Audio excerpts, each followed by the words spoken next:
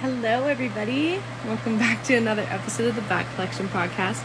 My guest is a wonderful, wonderful human being and friend of mine, Francesco. And I personally have to send a huge thank you to the wonderful, amazingly talented, great Danielle Harris.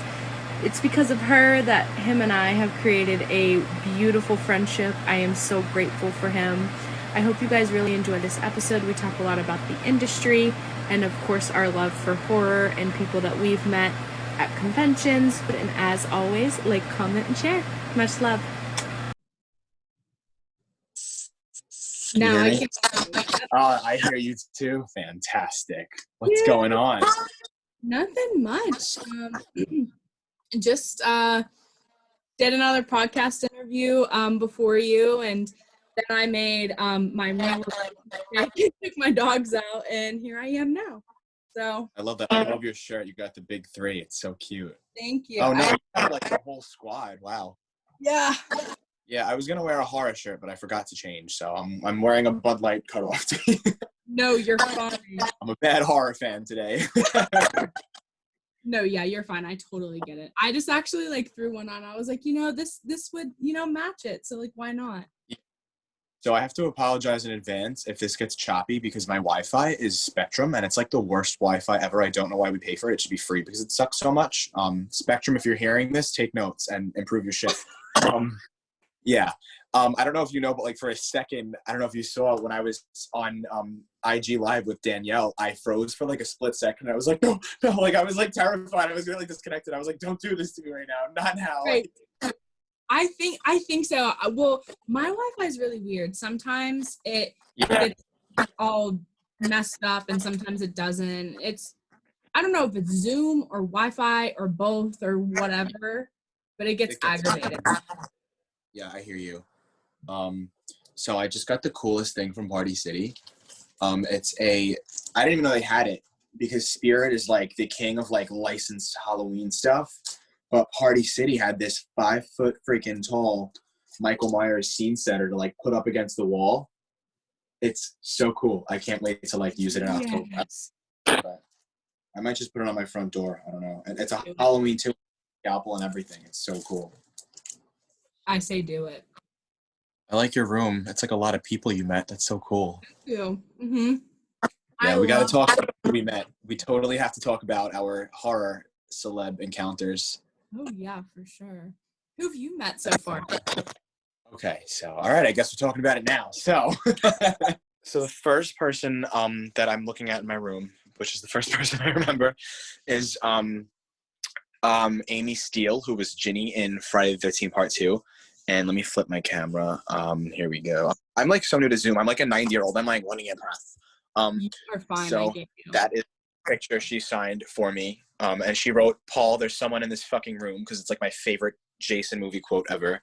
It's so sweet and to the point and terrified.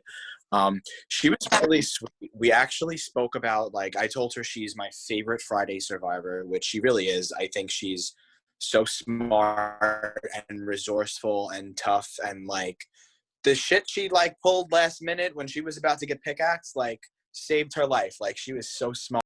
Period. Yeah. I got to hold the sweater and we took a picture and we just talked about we had the debate of whether or not Paul survives Part 2 and if the ending of 2 was a dream sequence. And she actually said that according to her, it wasn't supposed to be. And she was supposed to, the original Friday the 13th Part 3, you might know this because you're a horror fanatic like I am, is supposed to take place. It was supposed to take place in a hospital, either a hospital or a mental hospital where Ginny's being treated for the trauma and everything that happens. And I think in the original script, she finds Paul's head. She was telling me in great detail. It was insane. She finds Paul's head in the dryer. Jason hides it in the dryer.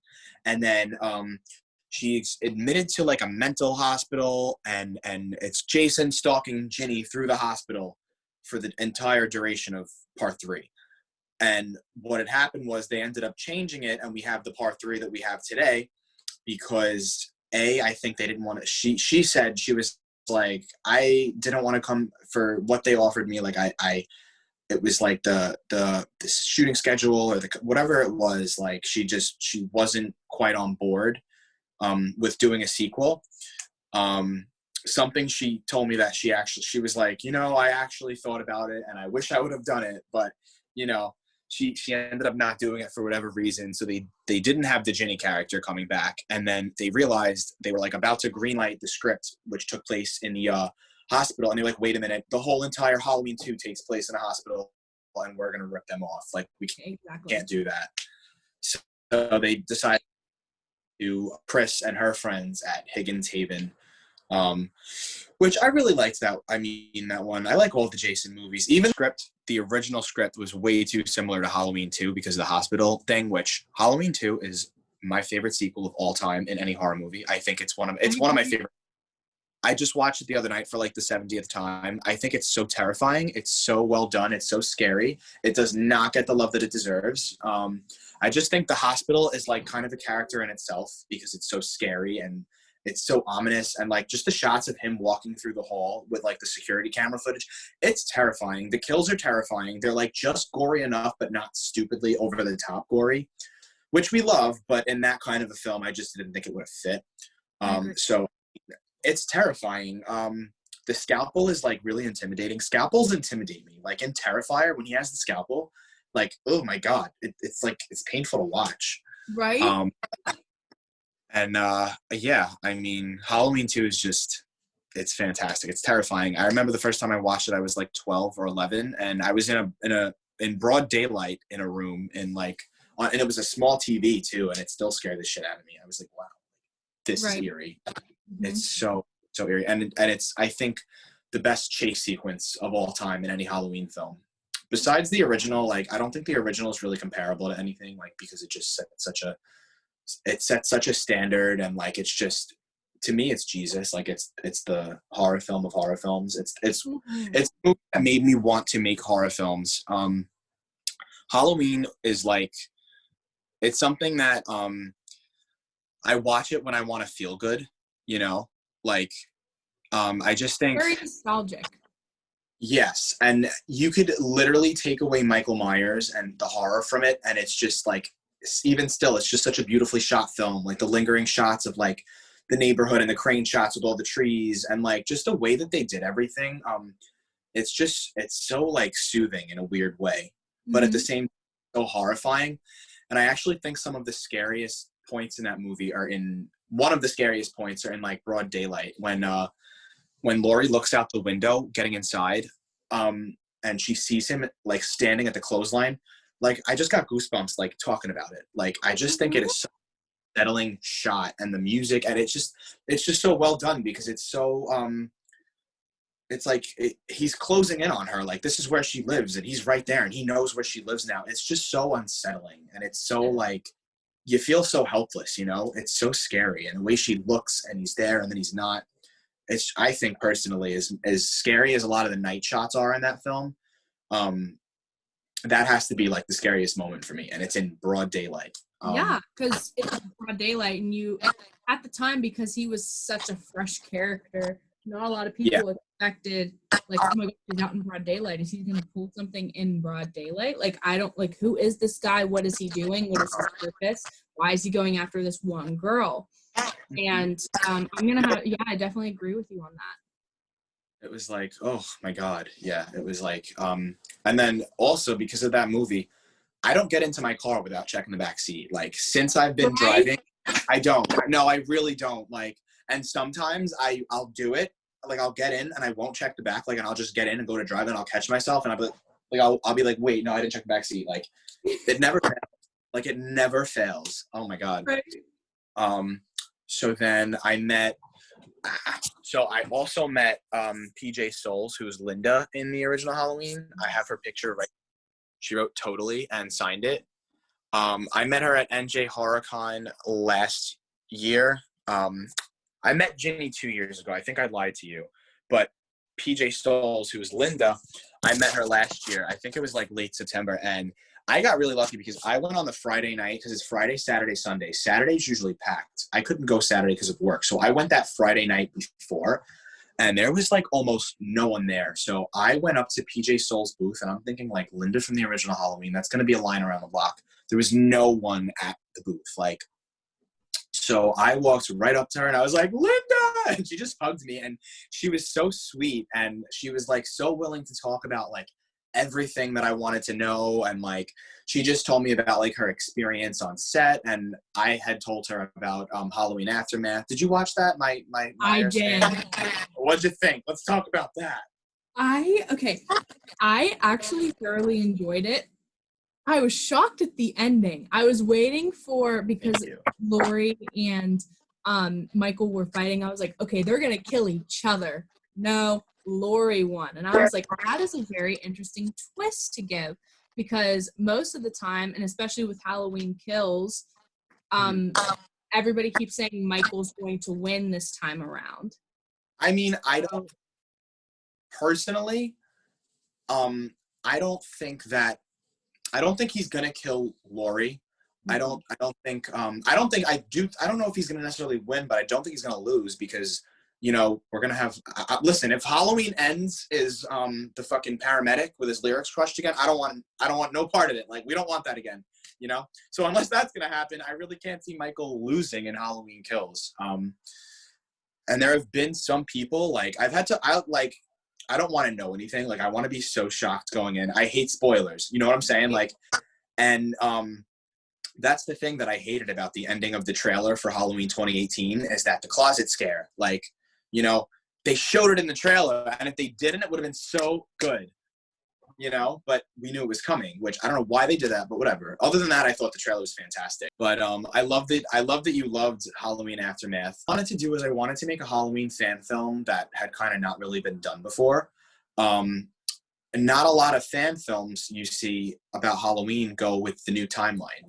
We've seen the Curse of the Thorn continuation. We've seen, a million random, and they're all great, whether the production value is super high and it looks like a Hollywood movie, or they're like, just any, like, they're all great no matter what the scale is, because they all kind of tell different stories. It's great to see what people can do, with what they have.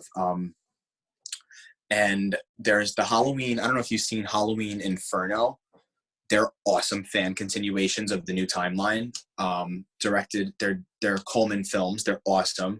The Blinky fan series, they did like a new Myers. It's Myers, the Butcher of Haddonfield, the Monster of Haddonfield, the Curse of Haddonfield, and there's one more. They're all really fantastic. It takes place kind of in between the gap of Michael getting shot out the window in 78, and then it's like two of them are the same night, and then one's like kind of in between, and then one addresses like Laurie's trauma. They're really fantastic, so I would 100% recommend those. So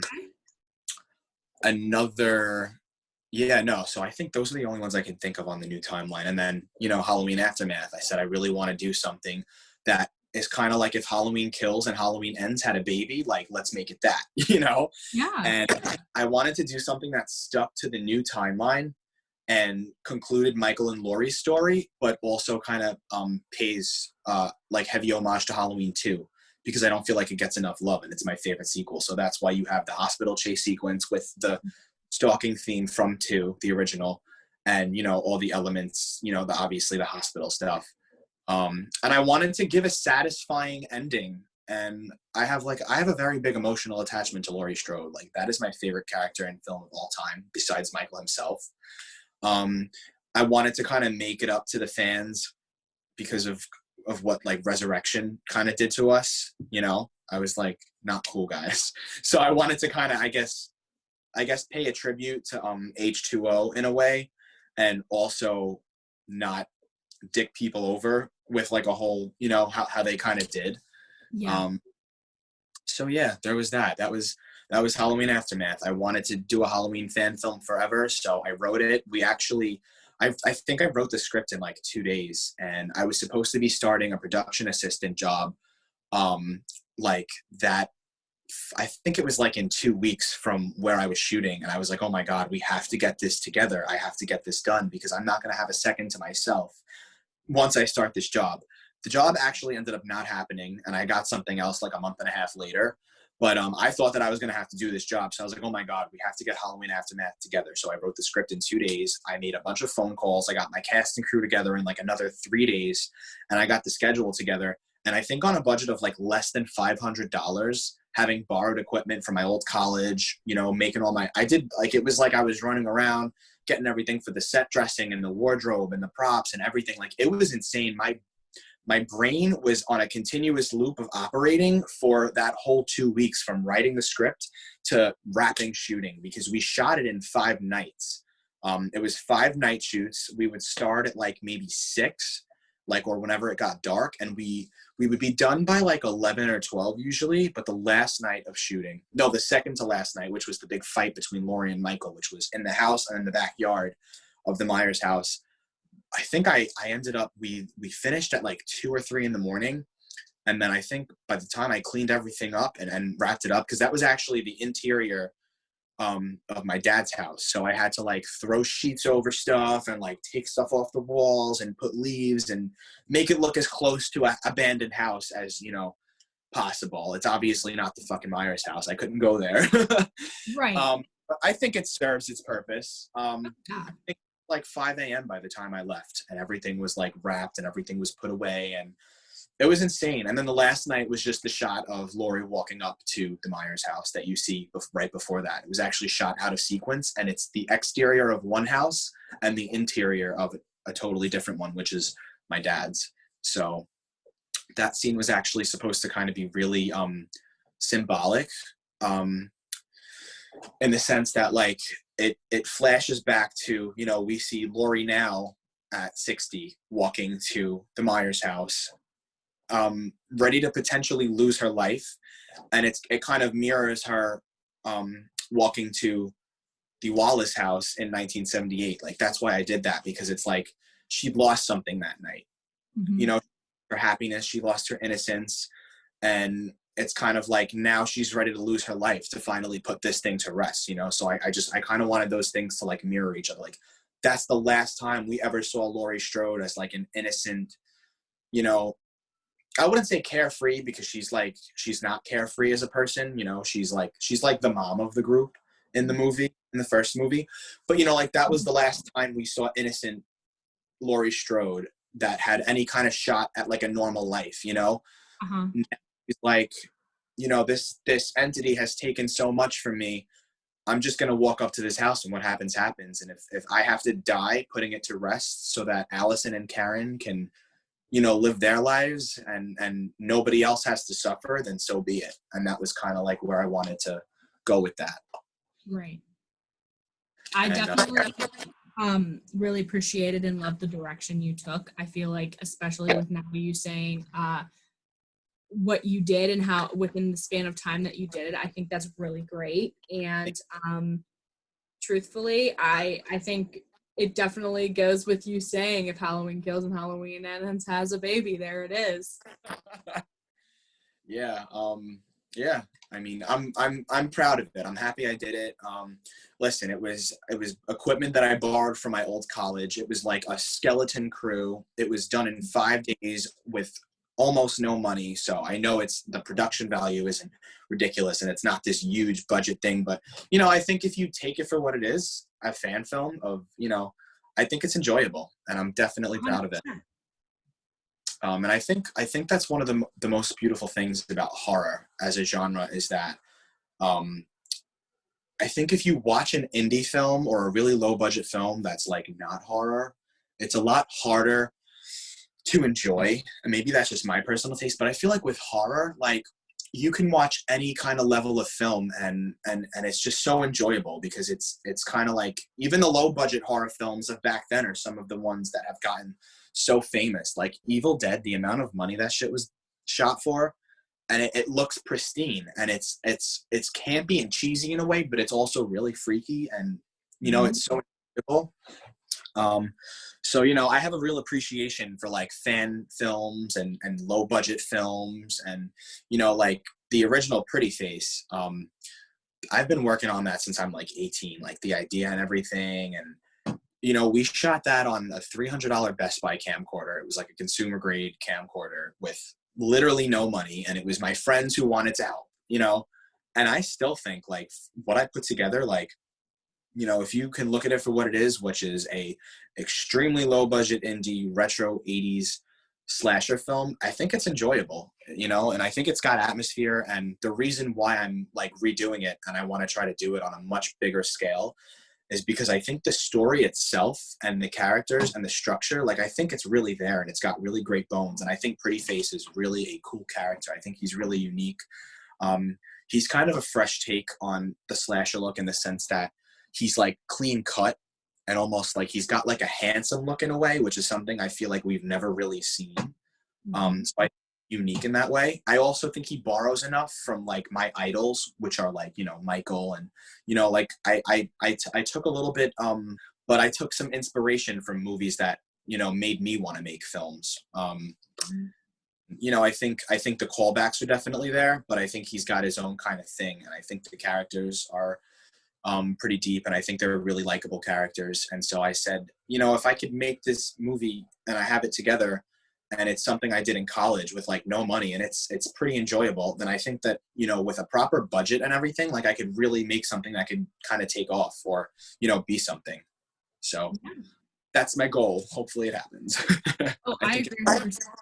I would love to audition for it, so keep me updated because I enjoyed the trailer. Right? You're in Pennsylvania, right? I am in Pennsylvania right now, yeah.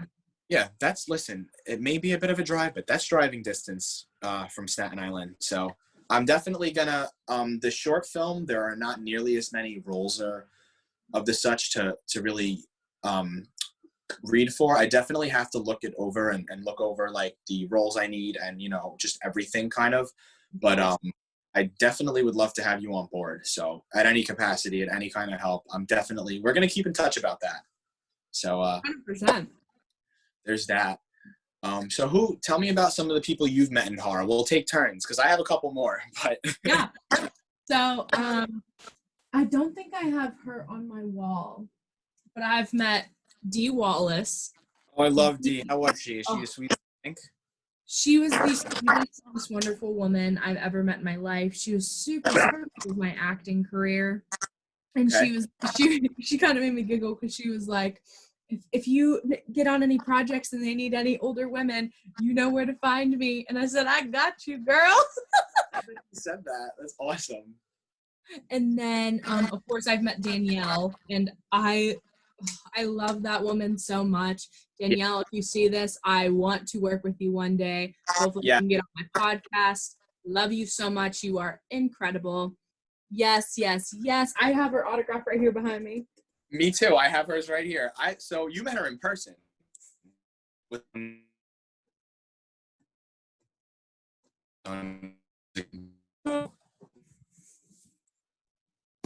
That photo is so old. Are you on? Can you hear me?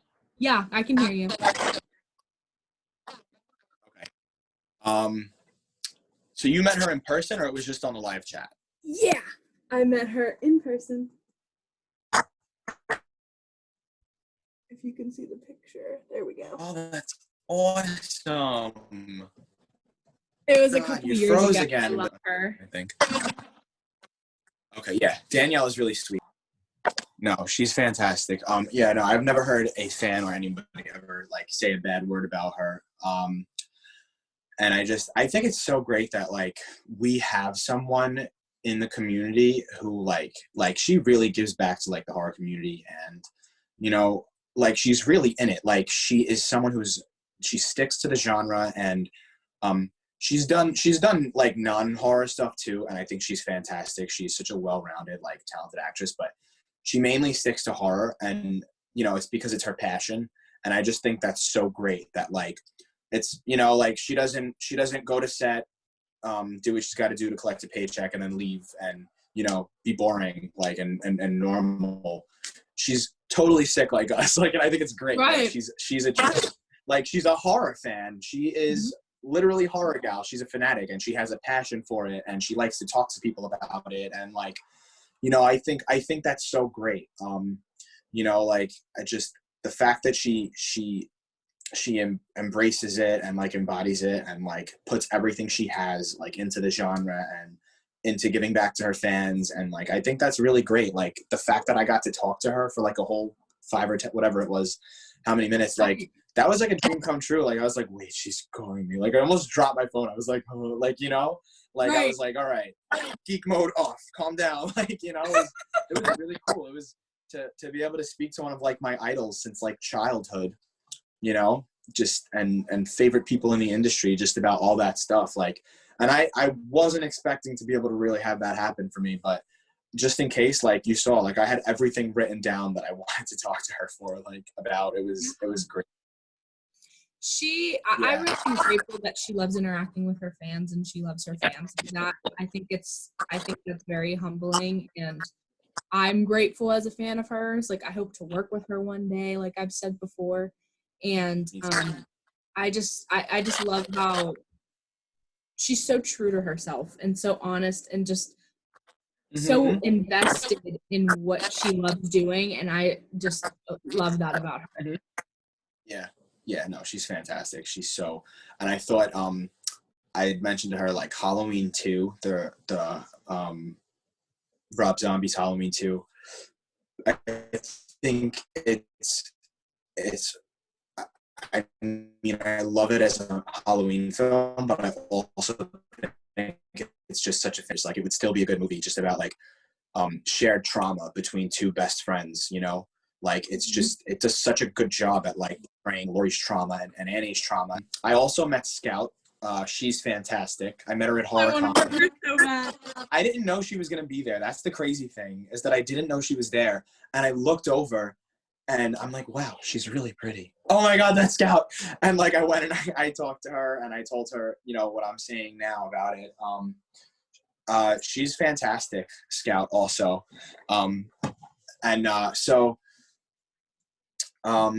just think Halloween 2, like, I think Scout and Danielle, I think they both deserve, like, Oscars for their performances in those films, because they go too far to just, like, you know, to show, like, how Laurie and Annie's relationship is, like, crumbling because of the trauma that they've been put through by this, like, force. And they went from being two high school best friends, you know, one's like a cheerleader, the other one's, like, you know, they're, like, happy-go-lucky, and they're talking about, like, boys and everything, and, you know, now it's not like that. It's much darker. Like it's yeah, let's see if we can fucking get through today. Like it's a chore, you know, and Laurie's just like, she's a mess, you know, as one should be. And Annie's doing a little bit better of a job of holding it together, it seems like, you know, but I don't think people realize, like, Annie's lost almost as much, you know, like she was brutalized, you know, if not worse, you know, because Michael tried to like really kill her, and he ended up not in the first one. But and just the scene between those two where she's like, I'm sick of hearing one day at a fucking time, like, and they go, like, that's a really realistic portrayal of, I think, what things like that do to people, you know? Yeah. It was just so nerve-wracking and so well done. I mean, I think Rob Zombie is a fantastic filmmaker. Oh God, yeah. Rob is like my top guy that I want to work with as well. I have like my handful that I want to work with so bad, but director-wise, he's definitely my top director I want to work with one day. Fantastic. I love his work. He has no shame in it. He puts it out there. He's like all invested in it. He's 100%. He doesn't give a shit what other people say or think about it. And I love that. And he's so good at what he does. The script writing, the story, the characters, love it. It's amazing. Yeah, he's disgusting and terrifying and horrible and sick and depraved in the best way possible. Not enough people do, I should say. Like somebody wrote in one of my horror groups on Facebook something about, like, it was something about Rob, and it was like, if his movies are just so mean-spirited, I think it's too much. I was like, dude, go watch fucking Care Bears then. Like, why are you here? Like, you can't sit with us. Like, what do you want? What do you can't sit with us. Like, did you want the fun song from SpongeBob? Like, what did you think you were going to encounter coming into a movie like this, or a genre? I don't get it. God. That was the Best line I've ever heard. I'm gonna have to use that from now on. Yeah, and another thing, I think, first off, my favorite Rob Zombie film is, I don't think I can actually pick because House of 1000 Corpses, it was like, hi, I'm Rob Zombie, and this is my sick, fucked up head, and this is what comes out of it. And I thought it was brilliant. And this is in the best, most complimentary way a person can mean it. Like, Yeah. he's just like, it's just so, oh my God, like, it's so, House of 1000, like, I don't even know how to put it. Like, it's definitely, I feel like a big head nod to Texas Chainsaw in a lot of ways, which I thought was awesome. It doesn't rip it off. I think it complements it beautifully, and it pays it an homage, and it's original. It's its own thing. The Devil's Rejects, tone-wise, it was just such a different movie. It had such a different tone. We went from like a backwoods, psycho clan, house kind of movie to like a road trip movie. In the middle, it was like a summer movie. It was, first one was like a Halloween movie. Halloween movie meets like Texas Chainsaw in terms of the atmosphere because like the time of year and now we got a full blown like manhunt for these people, and we're following them in travel. And I think for the first time, maybe ever, like, we're hanging out with the killers, because in other movies we're hanging out with the victims, and occasionally the killer comes out, Yeah. And now in this movie, like, we identify almost with the killers, and we like want to hang out with them. I feel like a horrible person for saying that, but like, I want to invite the Fireflies over and like hang out with them. Like, it's so cool to have you're laughing at these people and you like them and they have personality, and the way that like they're these horrible, depraved, sick individuals, but at the same time, like, they're so down for each other. Like, they're so loyal to each other. That's such a beautiful thing. As horrible as they are, it's so cool. And then along came, Rob's Halloween films. And I just want to say that I think those movies get so much shit, and they get so shat on, and they were so divisive amongst the fans. And like, I feel like the person in the hoodie in Mean Girls, or no, not in the hoodie, that was Damien, but you know what I'm talking about, where the girl's like, I just want us to get along and bake a cake and all have feelings, and then there are the really mean fans that are like, he doesn't even go here, you can't like both. But like, I do. I obviously, the original Halloweens are the movies that made me want to do movies and really got me passionate about horror, and nothing will ever touch those for me. No remake, no other, like, nothing. But that's just because they're their own entity to me, and it's untouchable. But I love Rob Zombie's Halloween films. Now here's the thing. I understand why some people don't like them, and I respect it. I get it. Because people have this perspective that, like, well, the whole thing about Michael that makes him Michael is that he's a force of nature, and you don't explain him, and you don't know why, and and I get that. I think that is one of my favorite things about Michael in the originals, and just in general. Like, I think that's amazing, and it was so fresh at the time, and it's so terrifying. But like, if you watch Rob Zombie's Halloweens, like, I went to see them when I was 12, and then I saw the second when I was like 15 in the theater. And I had such a blast with them. I enjoyed them. Like, say what you want, the atmosphere is there. It feels like you're watching a Halloween movie. Like, hands down. It gets me in the mood for Halloween season. And there are just so many great things about them. And again, I've had so many people tell me, what's wrong with you? Like, not so many people, but like the diehard OG Halloween fans, they get mad because he strays, but it's a Rob Zombie film. It's not John Carpenter's Halloween. If you're gonna, like, if he was trying to make it John Carpenter's Halloween, I'd say, yeah, by all means, like, what? But he's trying to make it his own vision. Like, it's Rob Zombie's Halloween for a reason. There is John Carpenter's Halloween, which nobody will ever touch, and there is Rob Zombie's, which is its own force, and I think they're fantastic. He took characters that we know and we love, and he turned it into something totally different and put his own spin on it. And I really think if he didn't call it Halloween, and the mask was different, and it was just a movie about a kid who, what happened, and he returned home, and it was like its own thing, all the people that have all these negative things to say about it would probably be worshiping it because they didn't have Halloween to compare it to. I just think it's such a fantastic film. It's brutal. The kills are awesome. The characters are like raw and over the top, and again, the atmosphere. And we have We have Danielle Harris, who is like a genre queen. She's a queen in general, but she is a true horror queen. We have her in the movie, and she's fantastic and fun. And, you know, I think it's got enough callbacks to the original. And then Halloween 2 is totally insane. It was so not what I expected. I thought when I saw it in the theater, I thought it would take place entirely in the hospital because I thought he was going to redo the original in a sense. And then it totally went, and we already got through why I love it so much. So, yeah, I mean, if you look at it as, you know, a fresh perspective and you look at it and you appreciate it as a Rob Zombie film, I think it's fantastic. And I think because of these movies, I think he took a hit that he didn't deserve to take with like just so many people like that they don't want to see, you know, Halloween any other way. And I thought he is, you know, so that's me thinking of boy Rob. Yeah, I like talk about it. I always get the gory, and I'm like, oh my gosh, like if you watch any other Rob Zombie movie and you sit there and you tell me you bitch about how gory these two are, like come on, don't even. All his movies are gory. At the same time, it's not as much gore. I think it's perfect. Then you have the perfect amount of like jump scares and suspense and tension. Like he gets everything balanced. Michael's scary.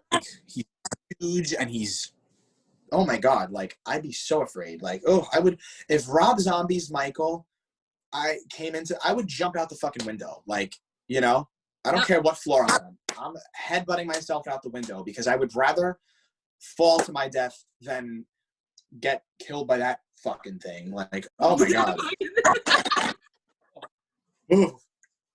Yeah, Tyler Mane is incredible. Like that whole cast is just absolutely amazing, and I loved the direction he took it in. And I think again, like kind of how you were explaining before, a lot of people didn't like the direction because they were thinking about the original and then they looked at how Rob did it when it had nothing to do with what John Carpenter did. John Carpenter has his own, and then Rob Zombie has his own.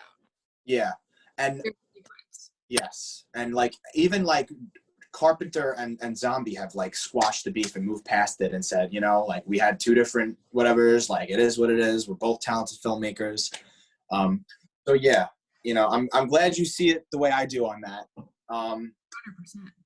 Yeah. What did you think of 30? I'm not 31, which I also love. What did you think of 3 from Hell? Oh my gosh. And saw it by myself when I was in New York because I was in school at the time and I wanted to see it so badly. So I bought the tickets the first night, the premiere, and I went down right after a class. And I missed to go see it with my parents because we all love horror and we all like watch that stuff. Love horror family. Like I love when everyone loves, like we love horror couples. We love a horror family. We love like that's great. Yeah, that's awesome. It was so nice to go on my own and just sit there and enjoy it. And what was really nice is, I mean, there wasn't very many people in the theater the first night. So it was more like chill and like you could actually sit there and enjoy the movie and not have to worry about anybody talking around you. And let me tell you something. If I see Halloween Kills and people don't shut up, like I'm gonna hit somebody. I will hit you. Like shut up and let me watch this movie. Me? Like, no, like I'm swinging. If you don't like when the opening credits are on, the slapping hand's gonna come out. Like, oof.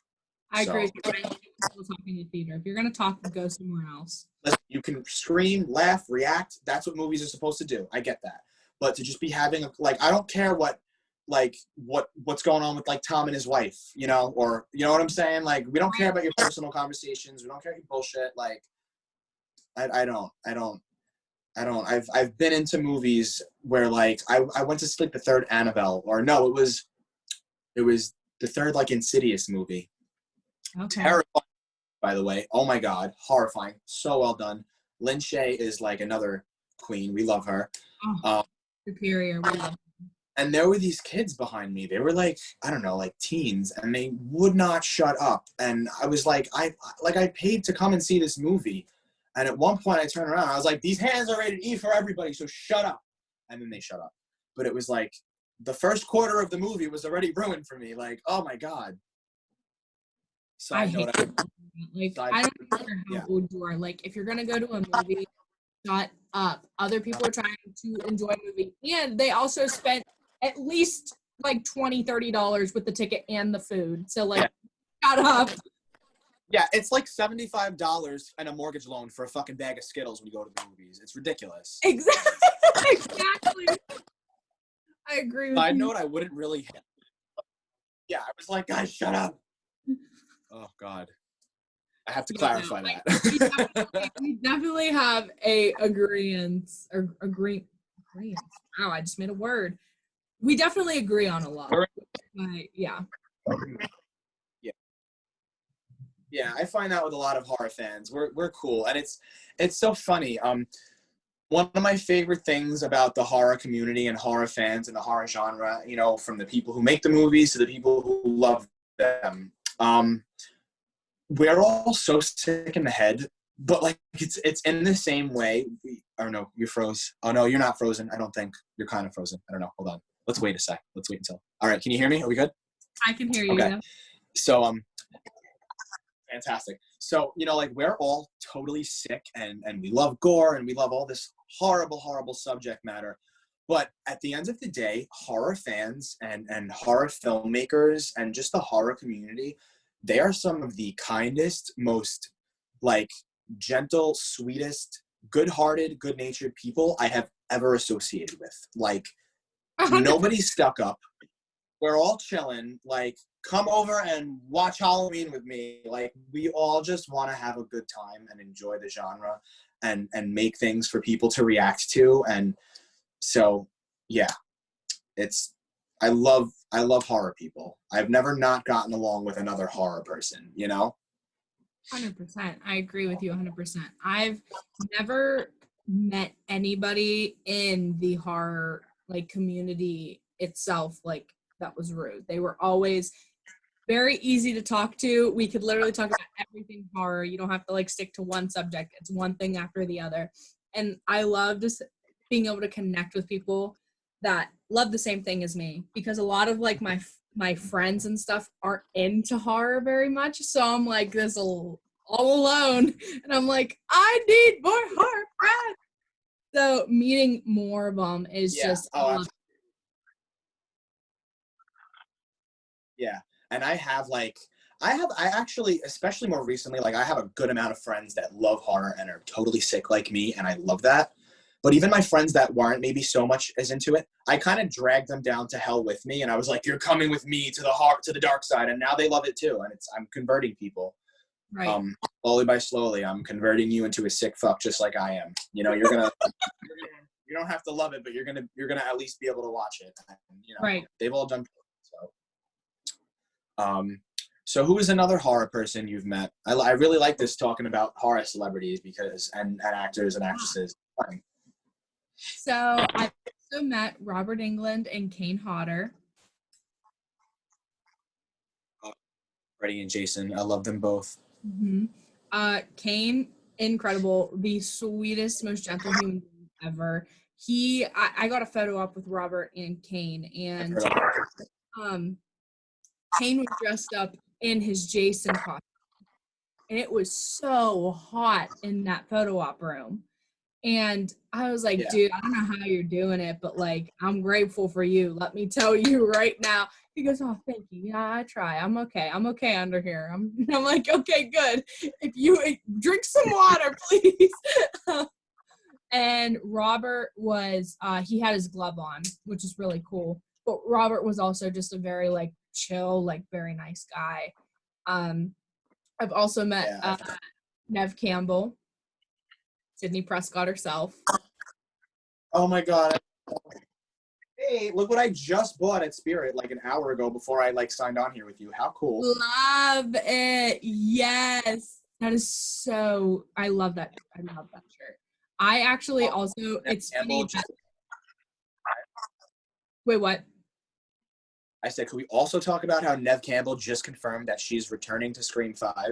Right? The trio is back. I'm so happy about it. So, guys, if you're watching this, the makers of Scream 5, do not pull a Halloween Resurrection and kill Nev Campbell. I will kill you. Just, you can't kill Sydney. I'm putting that out there. She cannot die. That's how I feel. That's how I feel about the original. You don't mess with the original, ever. Don't fuck with the original. Boom. She was pretty chill, down to earth. I didn't have a problem with her. She was really nice. So I don't know. I said this. I told Danielle, and I don't know if you know. I'm in Terrifier 2. What? Those are like. Well, because they film in New York. Yeah, you didn't know that. Yes. So because we were just talking about how much I love horror people and how great they are. So the getting to be a part of the production, like behind the scenes, and to actually briefly be in Terrifier 2, when I tell you, they're like a second family to me. Like, they are some of the best people I've ever known in my life. Definitely check out anything Fuzz on the Lens has done. They're absolutely fantastic. They're one of my favorite production companies. They did a really cool Halloween fan film like years ago called Halloween Awakening, and it's like a sequel to Resurrection. It's really fun. It's really cool. And then they did a film called Abnormal Attraction. Leslie Easterbrook is in it, along with Malcolm McDowell, and a bunch of really cool names in horror are in it. So Abnormal Attraction, it's a Fuzz on the Lens film, and it's like Halloween Town for adults. It's just such a fun movie. It's more fantasy than it is horror, but it's like very Halloween, and it's about people that have this abnormal attraction to like the supernatural, like vampire. It's so complex, but it's also simple in a lot of ways, and it draws a lot of inspiration, I think, from like Hocus Pocus and, like I said, like Halloween Town, and like it's just a really fun fan. It's on Amazon, I think, Amazon Prime, or you can like order the DVD or whatever. I did both. So definitely check it out. It's so much fun. Anything, like I said, anything Fuzz on the Lens is going to be fun. They also did, I don't know if you saw, it was like a parody trailer, Halloween 60, where Michael is like 80 years old and Laurie is like 80 years old, and he breaks out and he's got like a walker, and the William Shatner mask is actually like an old man. It's really funny. So if you haven't seen Fuzz on the Lens Halloween 60, definitely check that out. Okay. So because we're both from Staten Island, I know the Fuzz on the Lens guys. One of the guys from Fuzz on the Lens, Michael, at a restaurant, and I was like, "Are you with Fuzz on the Lens? Like, did you do that Halloween?" And he was like, "Yeah." And we started talking, and we left off with like, "I want to keep in touch with you. I'd love to work with you guys." And now here we are 2 years later. Like, we kept in touch, and he got me onto Terrifier too, and it was awesome. I went, I don't know how much I can say because I don't want to spoil anything, like, Right. and then they all have to kill me. So I went to the first location for one scene. We'll say the first location. It was awesome just being on set with them and like really seeing how everything was, and seeing David, who plays Art the Clown, who is like one of the best people I know. He's so sweet and such an awesome person all around. And like the clown makeup, just like, casually walking around set. Like, this was, only a year prior, a movie that I saw on Netflix and fell in love with. And I was like, oh my God, like, this is slasher heaven. So to actually walk onto the set and like be in like something like that and like be a part of it, I got like a euphoric high. Like, it didn't really hit me that I was there, and then I ended up actually getting a very, very brief part in another scene.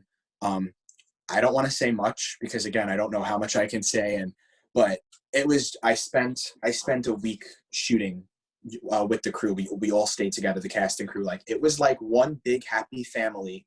Like, it was like being in horror lovers heaven for like a week and a half straight. I didn't want to leave. It was just one of the best experiences of my life. I gained a whole new family of people, and I've never felt like I belonged somewhere more, like, just helping Damien and David and Fuzz and everybody bring that vision to life. It was so much fun. So when Terrifier 2 does come out, be on the lookout for me, because I'm totally in it. And I love that I get to bring that I'm in Terrifier 2. It's I love awesome. that. I'm so happy to hear that. I actually, my first podcast interview was with David, and he was one of the greatest people ever that I got to talk to. And he gave a lot of great advice, and we talked a little bit about Terrifier. Yeah. He's amazing. Oh, he's fantastic. Like, I mean, the way in which Art the Clown and Terrifier has like really blown up in the genre, like, I mean, you know, we're seeing Art on murals now with like Freddy and Jason and Michael and Chucky and like the big guys, and he's really made his impact, and he's only getting bigger. And when I tell you there is nobody more deserving of that than, you know, the people who are making it happen. They're really great, and it's really fantastic. So I'm just really like, I still pinch myself sometimes because I don't believe that I'm like a part of something so incredible. Like, I never in a million years thought that it would happen, but you know, it did. And it was fantastic. I don't know if you saw my Art the Clown. I was actually the Kreischer Mansion on Staten Island. There is this old mansion on the island called the Kreischer Mansion, and it's actually haunted. Every October they do like a haunted house, but during the off months, more recently, because of like the whole pandemic situation, they've been having drive-in movie showings. I went to one. They did Friday the 13th, and they did The Shining, and then tomorrow they're actually doing A Nightmare on Elm Street. So if you want to come, I'm going to it. Check out my Instagram. I'll send you all the information. I'll text it to you, whatever. I'll get you the information. It's super fun, just the drive-in stuff they have. Tomorrow night is Nightmare on Elm Street, and I'm totally going. And then, there's a bug in my room. And then Saturday is The Exorcist. And a couple weeks ago, they had a showing of Terrifier, and Damien showed up, and David came, and Fuzz on the Lens came, and it was just such an awesome experience. I actually went dressed up as Art. Yes. Did I freeze? I had to. No, your camera just shut off, but I can hear you. Damien actually showed up. I showed up dressed up as Art because they had asked me, the people doing it were like, we want someone to be Art the Clown. So I was like, say less. And, you know, 7 o'clock that Friday rolled around, and I showed up in full costume. There's pictures on my Instagram. So it was a lot of fun to be able to do that. So yeah, it was a good time. So the Kreischer Mansion drive-in movie nights are definitely, if you could get to one, because they're awesome. So who else have you met that you wanted to talk about?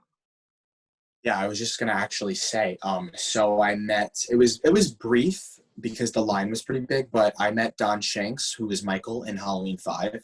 He was really nice. I told him that I loved it. I met Fiona Dorif, who was... I met Brad. Oh, I'm so jealous. How's Brad? Brad is, again, another wonderful person, just really down to earth, was very open to talk about anything. He was just a really genuine guy. Brad is fantastic. I have like a whole wall for like of Chucky stuff. I don't know if I switch the camera around. There's Chucky and Tiffany and Chucky again. And there's Chucky on my dresser next to Sam and Michael. Yes. And there's one, and there's Michael. I actually made like a Michael to stand up against my wall. And people ask me, how do you sleep?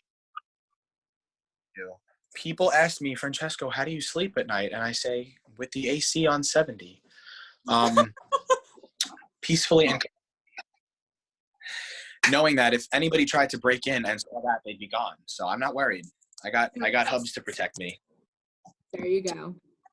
So yeah, Fiona was really cool. I was actually dressed as Chucky when I met her. Like, I did my makeup and I sprayed my hair orange, and I made a whole Chucky costume. Like, I painted a white shirt into the colors, and I got overalls, and I messed myself up. And I was a cool Chucky. That's on my Instagram too. So I went up to Fiona at the booth because it was at NJ HorrorCon, and she turned around and looked at me and said, "Hi, Dad." It was really funny. And we just started talking about, like, you know, the Chucky movies and, like, you know, how much I love them and, like, just my fandom and everything. And she laughs, fun fact, she laughs like Chucky in real life, So in the movies, when she laughs like that, she's not acting. She laughs like Chucky. It's really weird and amazing at the same time. It's like one of my favorite things about her is that I was like, I can do the Chucky laugh. Oh my God. Yeah, I did the Chucky laugh for her, and then she started laughing at my doing the Chucky laugh, and she sounded like Chucky, and I was like, wait, you laugh like Chucky. And then she laughed at me saying that again, and it sounded like Chucky. I was like, wow, okay. The apple doesn't fall far from the tree, I guess. Yeah. And then I also met from A Nightmare on Elm Street, the original. I met Amanda Wiss and Heather Langenkamp. Yeah, they're best friends in real life. I'm sure they told you. They're fantastic. They're so much fun to talk to. We were hanging out for like a half hour, and it was the same night that I met PJ Souls. They're like the three people I met that night. They were awesome. PJ was awesome. Heather, Amanda, they were all so cool. They answered every question I had about like anything, and they were like down to hang out. Like because it wasn't so crowded, I was so lucky. We were hanging out for like a half hour, like just talking about stuff.